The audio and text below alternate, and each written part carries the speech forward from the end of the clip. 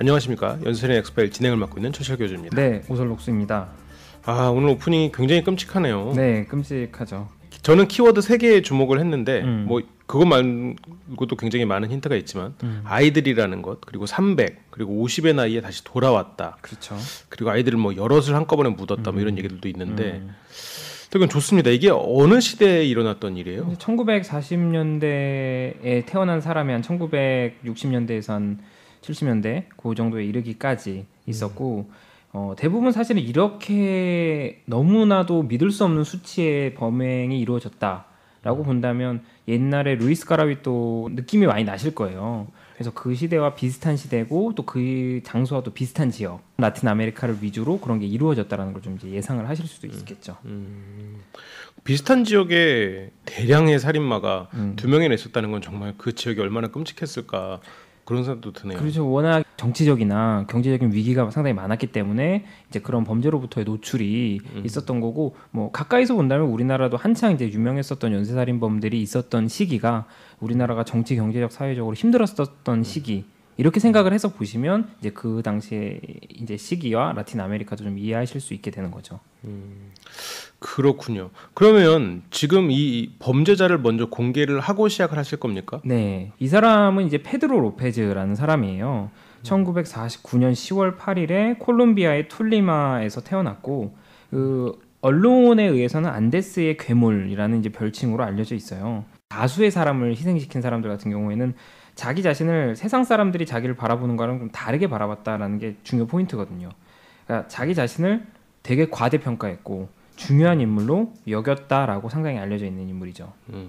보통 연쇄살인마들이 나르시즘에 빠지는 경우가 네, 굉장히 맞습니다. 많죠. 그래서 이제 뭐 혹시 나르시시즘 관련된 부분에 대해서는 제가 이제 따로 심리학 쪽에서 분석을 한 부분이 있기 때문에 그렇게 해서 연결을 시켜 보시면 될 것 같고, 네. 이제 페드로 로페즈의 삶에 대해서 설명을 해드릴 차례가 된 것 같습니다. 본인 스스로가 털어놓은 이야기만 따라가서 보면 한 300명이 넘는 사람을 이제 공격하고 살해했다고 주장을 하고 있어요. 그러면서 그러한 행위를 했던 자신이야말로 상당히 세기적인 인물이고 누구도 자기를 잊지 않을 것이라고 이렇게 믿었다라는 이야기가 있어요. 하지만 이게 실상 이 방송을 듣는 많은 분들께서 이 사람의 이름을 정확하게 기억을 하지 못했다라는 점을 생각한다면 이 사람은 자기 자신에 대한 과대망상적 사고만 가지고 있었던 사람이라는 걸 좀 알 수 있는 부분이죠. 이 사람 입장에서는 좀 억울할 수도 있겠네요. 이건 정말 전적으로 연쇄살인범의 생각을 따라갔을 때 그렇죠. 생각나는 일이지만 내가 제일 많이 죽였는데 내가 이만큼 많이 죽였는데 나는 왜 이만큼 유명하지 않는 거야? 라고 억울해할 수도 있는 부분이긴 하겠어요.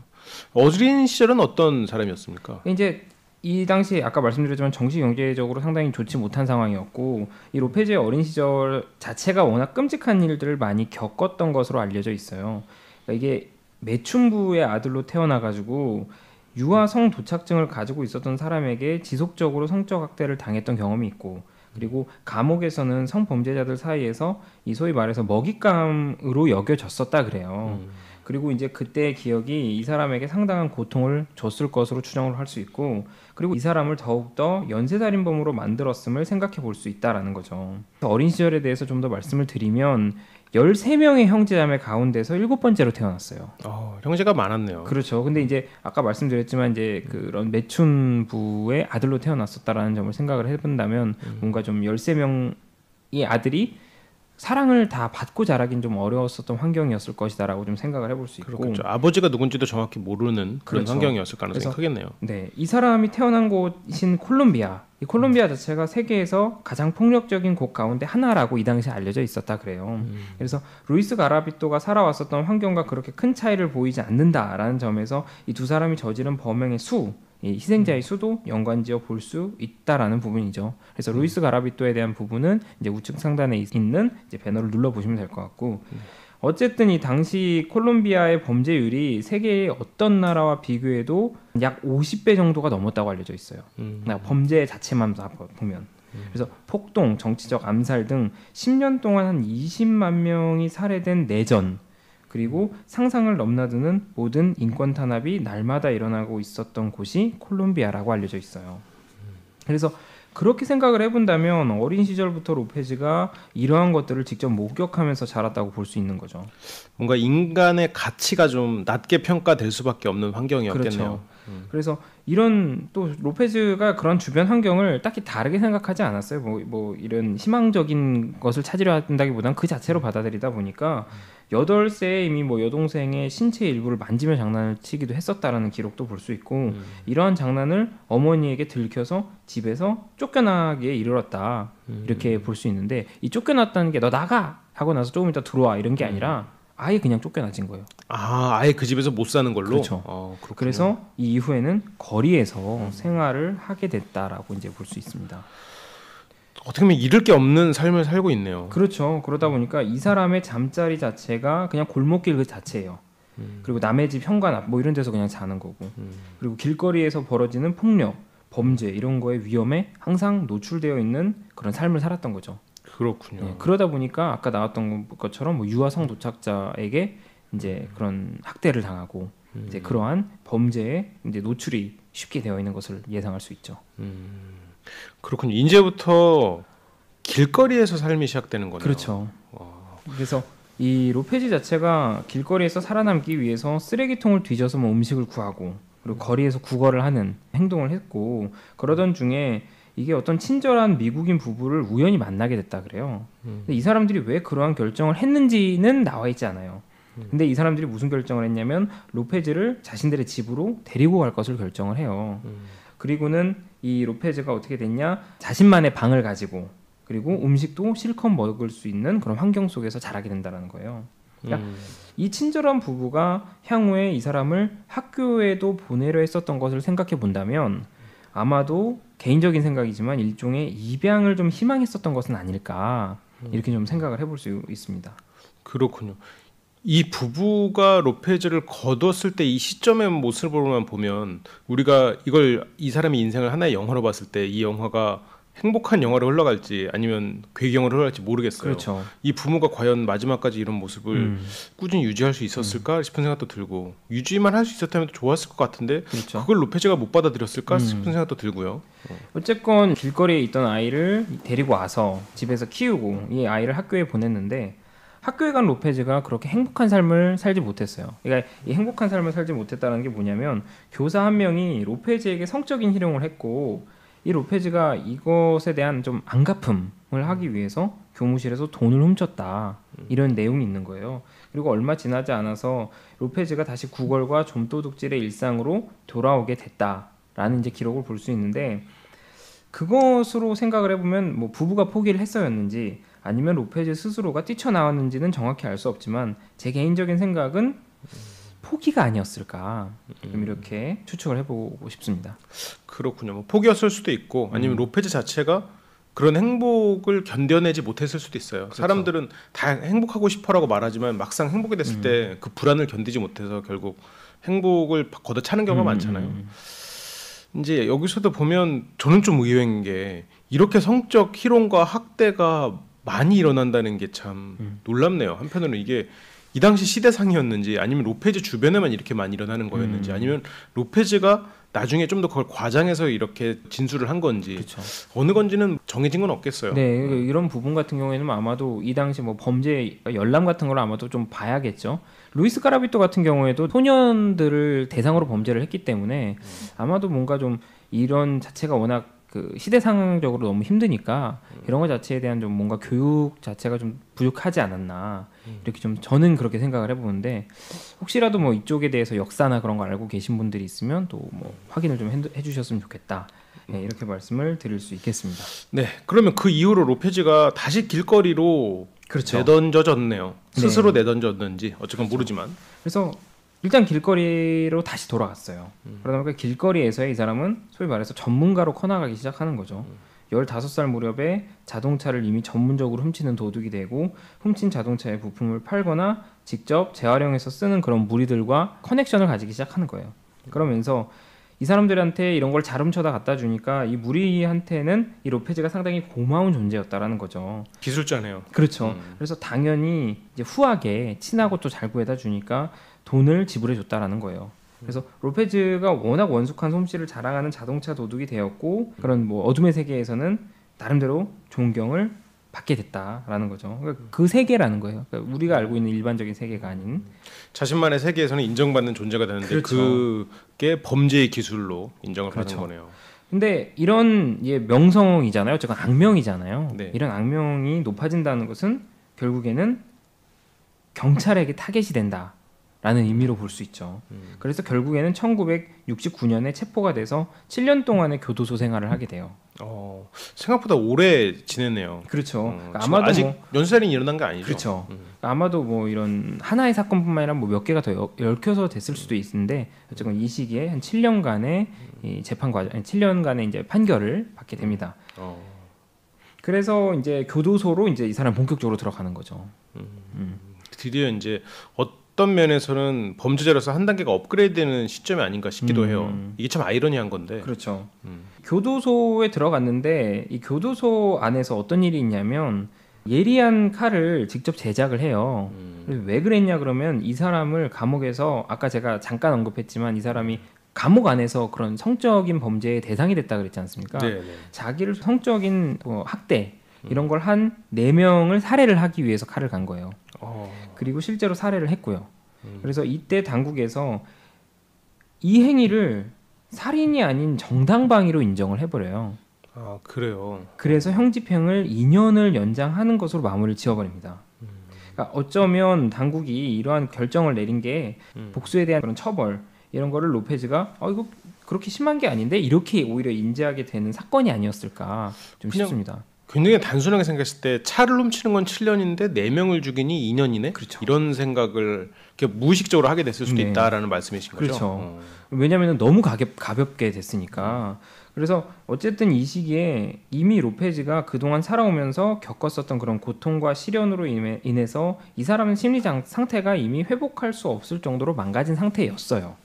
그런데 그러다 보니 이 사람이 1978년에 석방이 되었을 때 이미 4사람을 살해하고 정당방위로 판결을 받고 석방이 되고 나서는 이 사람이 왜소하고 나약했던 범죄의 희생양이 아니었던 거예요. 이제는 자신의 미래에 대한 희생자에 대한 공포와 증오의 대상을 자기가 꿈꾸고 있었고 또 그러한 모습을 동시에 가지고 있었으며 사회에는 적응하지 못한 극단적 폭력을 추구하는 거친 사람이 되어서 세상으로 다시 돌아온 거예요. 그래서 이러한 모습이 점차 이 사람을 연쇄살인범의 길로 끌어들이고 있었다. 이렇게 볼 수 있는 부분이죠. 생각을 해보면 지금 살인을 경험하지 않은 것도 아니잖아요. 그렇죠. 지금 4명이나 살인을 한 거니까 상당히 높은 수준의 범죄자로 올라선 지점이죠. 그렇죠. 이미. 그래서 정리를 좀 해보면 페드로 로페즈가 후에 자신을 성적인 대상으로 삼았던 이들을 모두 찾아내서 살해를 했었다라는 것, 그리고 또 한 가지는 이 사람이 교도소에서 복역을 마치고 나왔던 1978년 이 시점부터 이 사람의 연쇄살인 행각이 시작됐다라는 이 사실을 확인할 수 있는 부분이에요. 그래서 이러한 점에서 보면 아까 말씀드렸던 그런 사건들이 분명히 이 사람을 연쇄살인범으로 만드는데 영향을 줬을 거다. 이렇게 좀 생각을 해볼 수 있는 부분이죠. 그렇군요. 이제 그러면 연쇄살인범 로페즈가 되는 그렇죠. 거네요. 그래서 이 로페즈가 콜롬비아 옆에 붙은 페루를 자신의 사냥터로 결정을 했어요. 그래서 페루 안데스 고원지대를 돌아다니면서 희생자를 찾아다녔다고 그래요.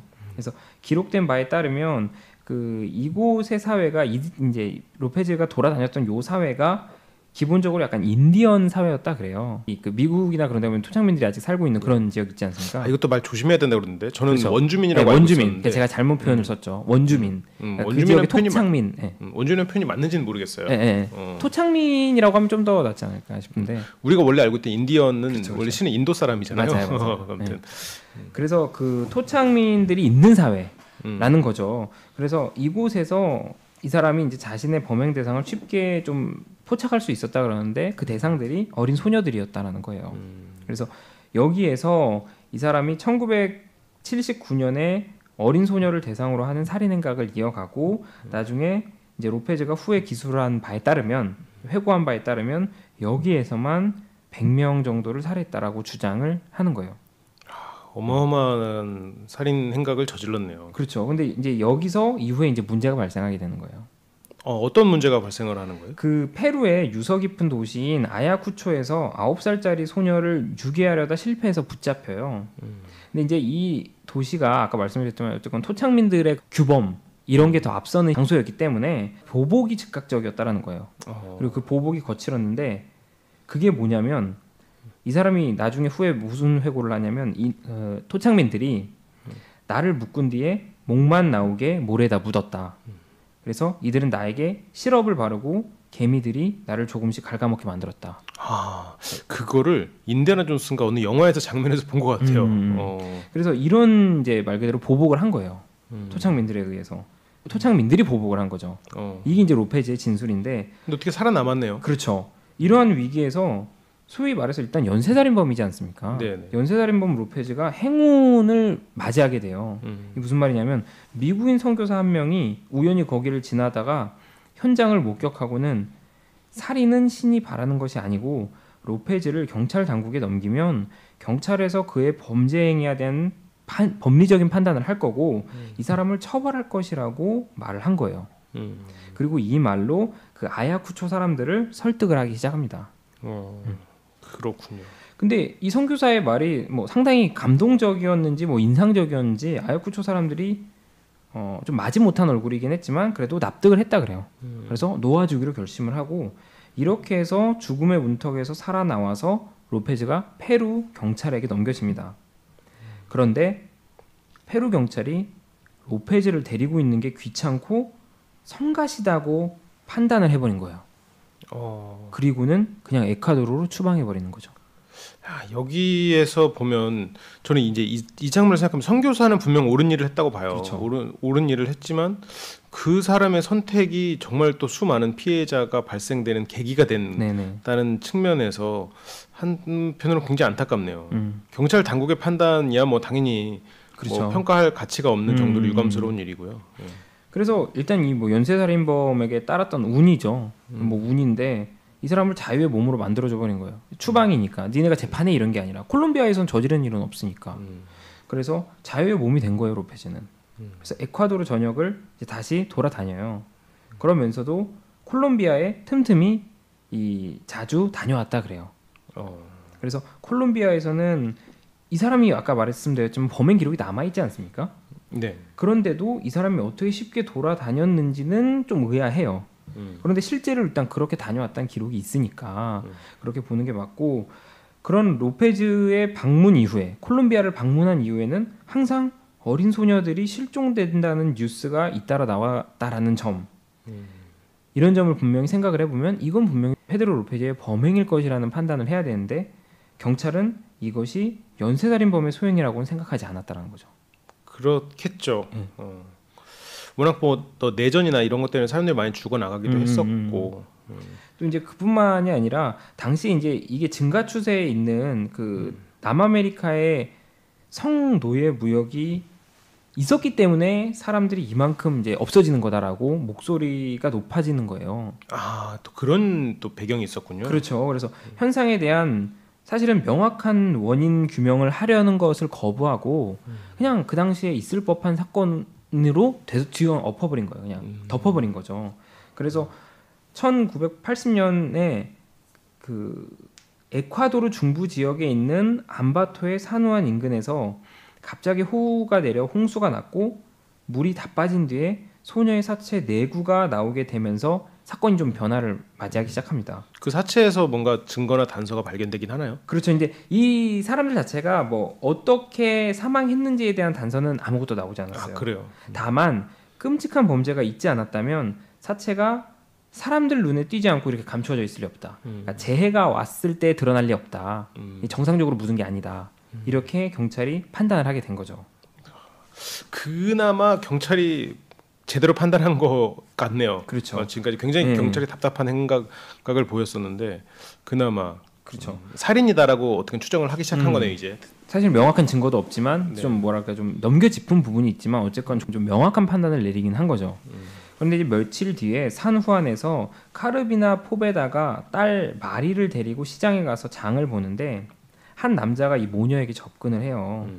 그래서 이 사람이 소녀를 유괴하려는 의도는 사실상 명백해 보였다.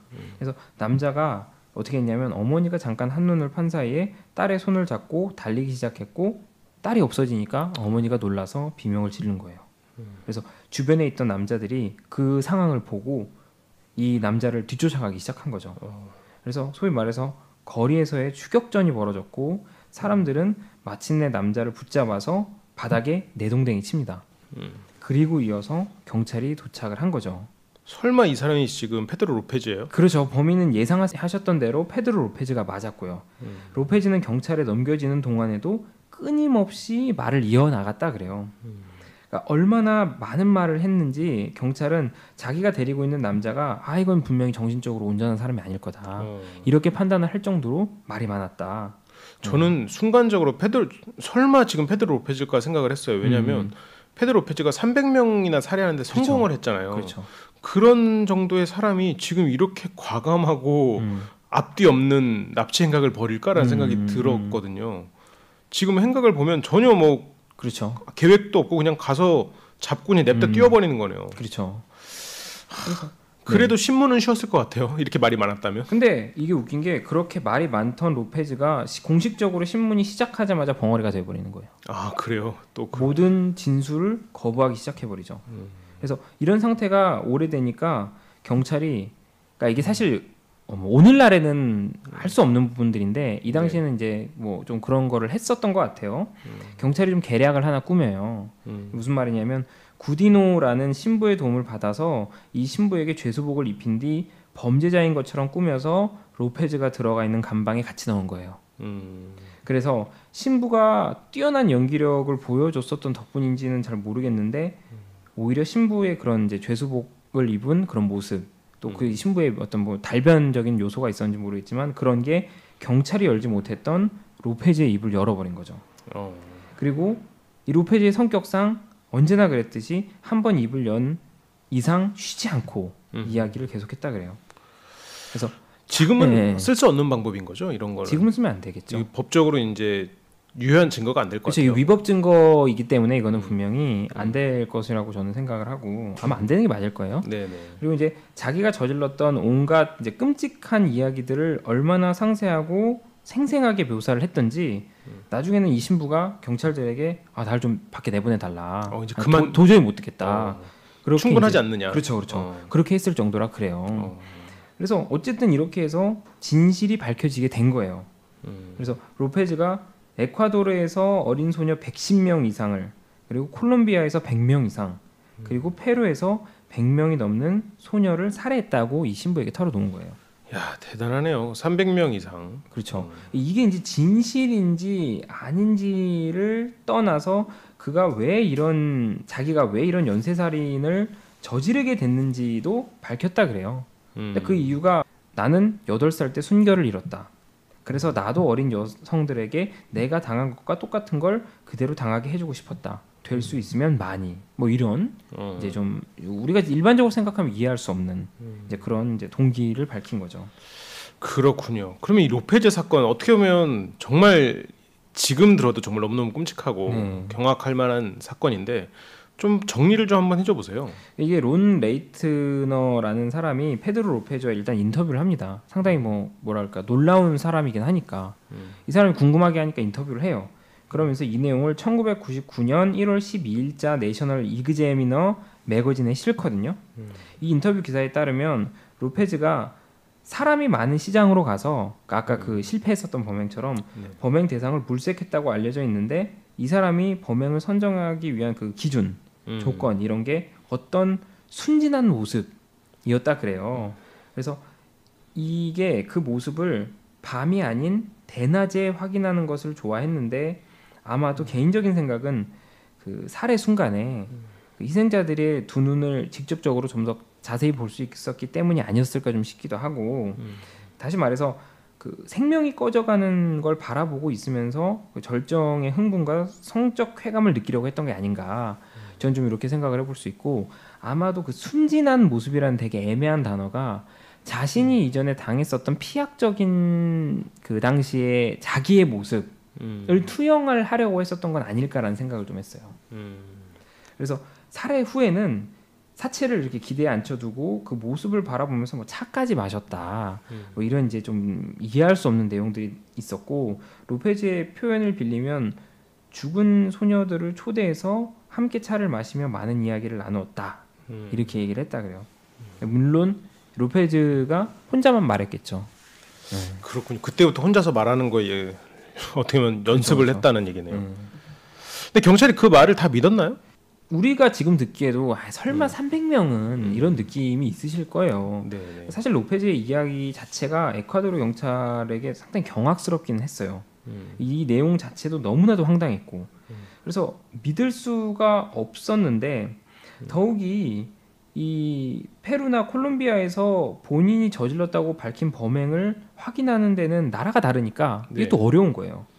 그래서 로페즈가 사람들에게 증거를 너네 믿게 해줄게, 증거 제시해줄게 이런 마음을 먹고 자기가 사체 묻은 장소로 직접 데려다 주겠다고 하는 거예요. 그래서 경찰이 로페즈에게 족쇄를 채운 뒤 자동차에 태우고 암바토 일대를 이제 돌아다니면서 로페즈가 지시하는 곳이면 어디든지 멈춰 서가지고 이제 조사를 한 거죠. 그 땅을 파고 뭐 이렇게 했겠죠. 그렇죠. 그리고 마침내 8살에서 12살 사이의 소녀 53구의 이제 유해가 나오면서 이 의심이 놀라움과 충격으로 바뀌기 시작합니다. 그렇군요. 네. 근데 이제 사실 로페즈가 그 지목했었던 28군데에서는 이제 유해가 나오지 않았어요. 네. 그러니까 한 곳에서만 나온 거예요. 그래서 경찰이 일단 얘가 나온 곳에서 너무 말도 안 되는 수치의 사람이 나오니까 이 28곳에서는 분명히 들짐승의 그런 소행이나 큰 물이 일었을 때 유실된 것은 아닐까 이렇게 판단을 한 거예요. 그 지목한 곳이 여러 곳인데 그 중에서 28곳이 아까 53명이 발견됐다고 그랬잖아요. 그렇죠. 그건 한 곳인가요? 그럼? 한 곳 아니면 두 곳 정도로 알고 있어요. 네. 그러고 나머지 28군데에서는 안 나온 거예요. 그러니까 그래요? 경찰이 생각한 거는 이 한 28군데에서는 분명히 이제 뭐 들짐승이 파헤치거나 아니면은 큰 물일 때 유실되었을 것이다 이렇게 생각할 수 있고 아니면은 산술적으로 생각했을 때 이 사람이 한 4곳씩 묻었다고 생각하면 한 40곳을 뒤져서 그 중에 한 12군데에서는 총 53구의 유해가 나오고 나머지 28군데에서는 안 나왔다. 좀 이렇게도 볼 수 있겠죠. 그렇군요. 네. 그래서 일단은 뭐 이미 드러난 증거만으로도 사실은 명백하니까 이 사람이 연쇄살인범이라는 사실은 명백하니까 확실히 재판을 하기로 이제 마음을 먹고 이제 증거도 생긴 거죠. 그래서 그런 얘기가 있어요. 뭐 어떤 사람이 53명을 죽였다고 자백하고 그걸 실제로 확인하고 나면 이 사람이 나중에 몇백 명을 죽였다고 말하면 그걸 지금 안 믿을 수가 없는 상황이 돼버린다. 라고 에콰도르의 교정국장 빅터 라스카노가 그렇게 말했다 그래요. 근데 뭔가 약간 논리에 구멍이 나 있는 것 같은 느낌이 조금 들긴 듭니다. 네. 예. 체포가 됐으니 이제 바로 기소가 되고 재판이 쭉 이어졌겠어요. 그렇죠. 그래서 경찰이 즉각적으로 기소를 했고 1981년 암바토의 산 후안에서 재판이 시작됩니다. 그래서 판사가 이 3건의 살인에 대해서 유죄를 선언하고 에콰도르에서 최고형인 16년을 선고했다 하는데 저는 이게 왜 3건의 살인에 대해서만인지는 잘 모르겠어요. 그러니까 아마도 나머지는 뭐 증거가 명백하지 않아서 이런 거 뭐 있을 수도 있겠는데 3건의 살인에 대해서만이라고 나와 있더라고요. 그렇군요. 네. 그리고 에콰도르에서 최고형이 16년형인 거예요. 그래서 20년에 가까운 세월이 흐른 뒤인 1999년 이 로페즈가 인터뷰를 통해서 자신의 범행을 저질렀던 방식에 대해서 말하고 다니기 시작했고 그게 오프너인 거고 이런 인터뷰 한 지 얼마 뒤에 만기 출소를 합니다. 그래서 50의 나이에 교도소에서 벤을 통해서 이제 국경으로 향하고 콜롬비아 땅에 발을 디딤으로써 이 사람의 석방이 정식적으로 이루어지게 됩니다. 그렇군요. 석방이 됐군요. 그렇죠. 근데 이제 이게 우리가 생각하는 이제 뭐 밝은 날의 석방은 아니었던 거예요. 그래서 약간 야음을 틈타서 은밀하게 이루어졌거든요. 맞아 죽을까봐. 그렇죠. 그러니까 로페즈가 공개적으로 석방될 경우에는 이게 분명히 운집한 군중이 로페즈를 가만히 안 둘 거다. 그래서 이제 그렇게 생각을 해서 야음을 틈타서 이 사람을 보낸 건데 어쨌건 이 사람이 살인 행각을 저질렀었던 그 3개의 나라에선 여론이 일단 들끓은 거죠. 왜냐면은 그렇죠. 이런 사람을 풀어준 거는 뭐 말도 안 되는 건 둘째치고 얘는 지금 이 상태로 나오면 이건 무조건 재범인데 이거 재범 발생이 분명 발생할 텐데 어떡할 거냐. 그래서 상당히 여론들이 들끓습니다. 그런데 한편에서는 또 다른 준비가 이루어지고 있었어요. 어떤 준비였죠? 그러니까 희생자의 가족들이 악몽의 재현을 막기 위해서 노력하고 있었고 로페즈가 감옥에 있는 동안 이 사람들이 무려 25,000달러의 기금을 모으고 로페즈에게 현상금을 겁니다. 그러니까 정확히 말하면 로페즈의 목에 현상금을 건 거예요. 이게 지금 거의 한 15년 전의 일이잖아요. 아까 그렇죠. 99년도에 그렇죠. 99년에서 2000년 네. 그때 석방이 됐으니까. 그렇죠. 야, 25,000달러. 네. 대충 한 2,500만 원인 거죠. 이게 뭐 미국 달러인지 어떤지 모르겠지만 뭐 미국 그렇군요. 달러로만 환산을 해도 어쨌건 뭐 만만치 않은 거죠. 그렇군요. 그래서 이게 2001년을 기준으로 해서 에콰도르나 콜롬비아 혹은 페루에서 어린 소녀가 실종되었다는 사건이 한 건도 없었어요. 그래서 갑자기 안데스의 괴물이라 불렸던 페드로 로페즈가 선행을 실천하고자 하고 갑자기 마음을 먹지 않았다면 사실은 결론은 한 가지거든요. 누군가가 희생자 가족의 제안을 받아들여서 어디에선가 그들이 바라는 행동을 실행했다는 거죠. 그렇군요. 네. 어쨌건 그 현상금을 받았다라는 네. 얘기겠네요. 뭐 이후에 페드로 로페즈의 그런 행적이 일단 나오지 않고요. 두 번째로 페드로 로페즈가 범행 대상으로 삼았었던 희생자들의 그런 실종 소식이 나오지 않았으니 논리적으로 생각을 해본다면 누군가가 25,000달러를 위해서 이 페드로 로페즈를 살해를 하지 않았을까 이렇게 이제 생각을 해볼 수 있는 부분입니다. 굉장히 영화 같은 이야기네요. 그렇죠. 그것도. 근데 저는 개인적으로 과연 페드로 로페즈가 연쇄 살인마였겠지만 이 정도까지였을까? 그러니까 결국 재판 결과에서 3건밖에 인정되지 않았다라는 것도, 그러니까 아까도 생각해보면 논리가 뭔가 좀 구멍이 있잖아요. 그거 이 사람이 진술을 물론 그러니까 감각적으로는 얘 끔찍한 놈인데라고 생각은 들지만 그 사람이 했다라고 확정짓기에는 뭔가 좀 아쉬운 부분이 있는 그런 부분이 좀 있는데 어떻습니까? 오슬록수님은 지금 페드로 로페즈에서 어떤 분석을 시도를 해보셨나요? 이 사람이 말했었던 좀 동기 즉 진술을 좀 분석을 해보려고 했어요. 진술을 통해서 이 사람이 좀 어떤 심리 분석을 좀 해보려고 했는데 자신의 그 동기를 밝힌 내용을 분석을 하면 크게 시장, 생명의 불, 그리고 성적인 쾌감이라는 이 세 가지 키워드가 가장 핵심적이라고 볼 수 있거든요. 다시 말해서 시장에서 범행을 물색하는 그런 사냥꾼과 같은 범행을 주로 원했다라는 것, 그리고 상대방의 그 살해가 이루어지는 그 순간을 지속적으로 즐기고 있었다는 점, 그리고 마지막으로 성적인 활동으로 인한 성적 환상과 살해 시의 성적 쾌감, 이 두 가지를 모두 추구하고 있었다는 점이죠. 그리고 또 한 가지 로페즈의 인터뷰를 보면 해가 떴을 때 살해를 했다는 점, 여럿이 함께 묻는 것을 자기만의 생각으로 이 사람들은 좋아해, 이 희생자들은 좋아해, 이렇게라고 말했다는 점, 마지막으로 살해의 공백기에 그 이 사람이 느꼈을 지루함, 이미 오프너에 나왔던 부분인데 이런 내용들을 좀 알 수 있게 하는 내용들이 많지 않습니까? 그래서 이런 점들을 토대로 분석을 해볼 때 로페즈가 전형적으로 약육강식의 삶의 토대 위에서 한 마리의 살고 있는 한 마리의 괴수이자 야수였을 것으로 생각을 해볼 수 있을 것 같아요. 어린 시절에서부터 당해왔었던 학대가 이 사람이 힘이 약했던 시점에 이루어졌고 그의 힘이 세상 사람들에게 대해서 넘어서기 시작하니까 이 사람이 피악의 대상에서 가학의 대상으로 바뀐 게 아닌가. 그리고 오히려 이 사람이 시장에서 대상을 포착하고 무리에서 홀로 떨어진 희생자들을 공격, 그래서 자신만의 아지트로 끌고 갔다라는 이런 점에서 이 보면은 좀 더 뭔가 사람으로서의 판단이라기보다는 마치 그런 동물의 세계 속에서 그런 뭐 포식자가 했을 법한 행동적인 느낌이 많이 난다라는 거예요. 그래서 이 사람의 관점에서 이 사람은 세상을 잘못 봤다라고 하기는 좀 어려울 거다. 이게 무슨 말이냐면 이 사람은 자기가 겪은 세상 그대로 판단한 거예요. 내가 힘이 약하니까 당했고 내가 힘이 세고 복수를 했는데도 나한테 세상은 2년밖에 추가를 안 했으니 나는 힘이 센 순간 그 힘을 누리는 게 맞다라고 생각을 했었던 것 같아요. 그래서 자기의 생존에 대해서만 생각했던 지극히 이기적이고 비정상적인 사람이란 거죠. 그리고 그런 점에서 이 사람을 어떻게 보면 300이라는 수치가 정확히 맞다 틀리다를 벗어나서 어마어마한 살해에도 오히려 지루함이라는 단어를 입에 담았던 괴물로 만들었던 건 아니냐, 이렇게 좀 볼 수 있을 것 같습니다. 그렇군요. 저희가 준비한 내용 페드로 로페즈에 대한 이야기였는데 혹시 if 해볼 만한 게 있을까요? if 이 사람이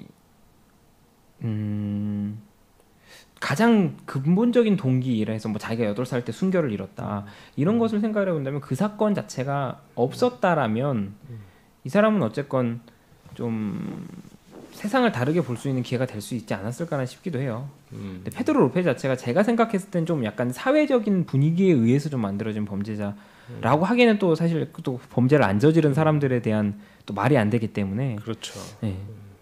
저는 이 풀을 완전히 좀 오늘은 바꿔서 페드로 로페즈를 절대 뭐 옹호하거나 그런 건 아니에요. 근데 페드로 로페즈가 확실히 정신 이상도 있었고 아이들을 좋아했던 것도 사실인 거예요. 그렇죠. 근데 연쇄 살인을 저지르진 않은 거지. 감옥에서 그 4사람을 죽인 게 실은 다고 아이들을 데리고 그 도망가다가 잡혔던 거. 그러니까 순간적인 조절 장애가 있던 사람. 그래서 감옥에 있다가 억울하게 이제 누명을 쓰고 나온 거예요. 그래서 자기가 이제 진짜 범인을 쫓는 거지. 현상금을 자기가. 그래서 정말 영화처럼 그 실제 범인을 잡아서 현상금을 가지고 잠적하는 뭐 그런 스토리 혼자 생각해봤는데, 네, 물론 말도 안 되죠. 네. 근데 확실히 그 300이란 숫자까지는 안 갔을 것 같아요. 허황된 숫자이긴 해요. 더군다나 3나라에 걸쳐 있었기 때문에 아마도 대부분 이제 이런 시점에 그 연쇄살인 범들이 잡히고 나서에 이제 보이는 심리가 뭐냐면 어차피 이 사람들은 알아요. 자기가 이제 처벌을 받을 거란 걸. 네. 그러면 뭐 할 수 있는 건 하나죠. 과장을 시켜서 뭐 아까 페드로 로페즈가 말했던 것처럼 자기가 좀 더 세계적인 인물이 되길 원하는 뭐 그런 심리가 있었을 거예요. 그렇겠죠. 제가 정확히 루이스 까라비토와의 시대 상황이 어떻게 겹치는지 잘 몰라요. 안 겹칠 수도 있어요. 근데 만약에 루이스 까라비토가 어쨌건 먼저 몇 명을 살해했다라고 한다면 어차피 난 잡히고 처벌받을 걸 아니까 그럼 나 300 이렇게 얘기를 했을 가능성도 분명 존재한다라는 거죠. 근데 결정적으로 그 3명밖에 인정받지 않았다라는 거는 그렇죠. 한편으로는 이 사람 입장에서 그 3명이라고 했을 때 안도의 한숨을 쉬었을까요? 아니면은 안타까움의 한숨을 쉬었을까요? 저는 그것도 궁금합니다. 근데 아마도 자기는 계속 300이라고 주장을 했고 인터뷰상에서도 300이라는 걸 어필을 했다면 뭐 재판상의 3명은 크게 신경을 쓰지 않았었을 것 같아요. 그렇군요. 어쨌건 저희가 준비한 페드로 로페즈에 대한 이야기는 여기까지입니다. 네. 혹시 추가적으로 하실 만한 이야기 있을까요? 없습니다. 없군요. 아까 처음에도 우리가 나르시즘에 대한 이야기를 할 때도 오슬록스님이 이제 그건 이제 다루고 있는 심리학에서 얘기를 그럼, 하겠다. 네. 그게 이제 오슬록스의 삼삼한 심리학이죠. 네. 나르시즘 얘기 다룬 거 별로 그렇게 인기가 있진 않아요. 아, 네. 프로이트가 한 얘기를 했었기 때문에. 네, 쭉 따라가 보시면 거기 연애나 거짓말 이런 쪽에 확실히 인기가 있는 것 같아요. 네, 그렇죠. 네. 바디랭귀지 쪽. 네. 좋습니다. 그것도 좀 많이 관심을 가져주시고요. 네. 그리고 제 책 마음을 훔치는 대화법도 이번에 실전편 나와서 굉장히 좋은 내용이 많이 담겨 있습니다. 실전편 제가 자부합니다. 네. 네. 꼭 2권씩 사셔서 집에 소장해 두세요. 민트색이라서 멀리서도 잘 보입니다. 네. 색깔은 저랑 좀 안 어울리는데요. 네, 그렇습니다. 그럼 저희가 준비한 내용이 여기까지고 LBC 방송국 유튜브에서 혹시라도 안 보고 아직 구독 안 하셨다면 구독 꼭 눌러주시고 좋아요도 눌러주시고 댓글도 달아서 응원도 좀 해주시면 정말 감사하겠습니다. 항상 제가 말씀드리지만 뭐 시간이 좀 줄었는데도 광고 자체의 수는 줄지 않았지만 또 광고를 끝까지 봐주시는 분들에 대해서 항상 감사의 말씀을 드리고 싶고 또 이 댓글을 다시는 분들 중에 광고 끝까지 봤다고 꼭 말씀을 해주시는 분들이 계세요. 그런 분들한테는 너무너무 꼭 감사하다고 이제 말씀을 또 해드려야 될 것 같습니다. 그렇군요. 그럼 감사합니다. 저희는 또 다음 시간에 돌아오도록 하겠습니다. 네. 지금까지 연세의 엑스퍼의 철철교주였습니다. 네, 오설록스였습니다.